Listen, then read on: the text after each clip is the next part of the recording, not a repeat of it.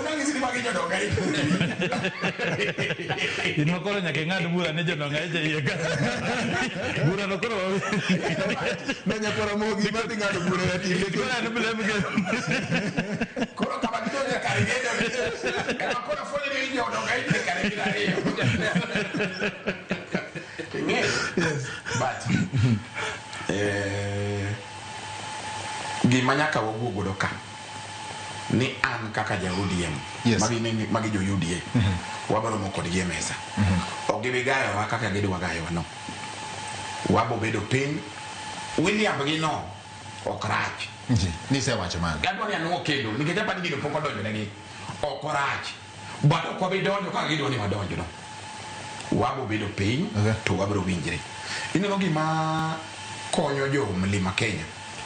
sani kiwinjo jowa matin ma osekele serikal giwuoyo ka gima gin e serikal mondo joma adieri ni e serikal joka gikiko itji gintie to gionge akeni kiwinja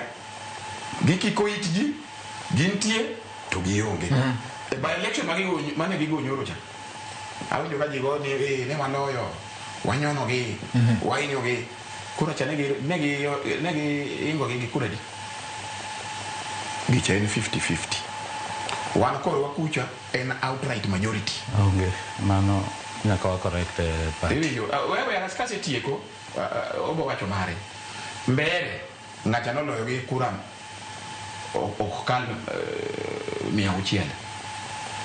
Malava kama degi we kade wan ODM de wan gi candidate kade waketo candidate gi kiketi nikech Malava ile area marwa yes kaka jo ODM mano Kakamega negi tunga ni hawe wawe keto marwa ni benoloyo gi a very small majority mano kade candidate mar ODM made waketo kacha de wan nyono ngacha nyalodie ngiyane gi motimre ka sipul kama negi sede korge omulo no gisengi negi setunga jo UDA te negi candidate mar independent kikia nyaka omulo mina no kajo donga ichi negi candidate mar ne wan nyono nyalodie gine ne watieki Weke ko ene problem ma sama alelo weche ka jo piny winja koro dwa kasa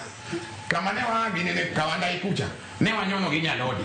wadonji gine ne coast ne wanyono gi nyalodi koro we kaso wa kaka jodu we wa kikiti mondo wabed piny ne wanyono ngagi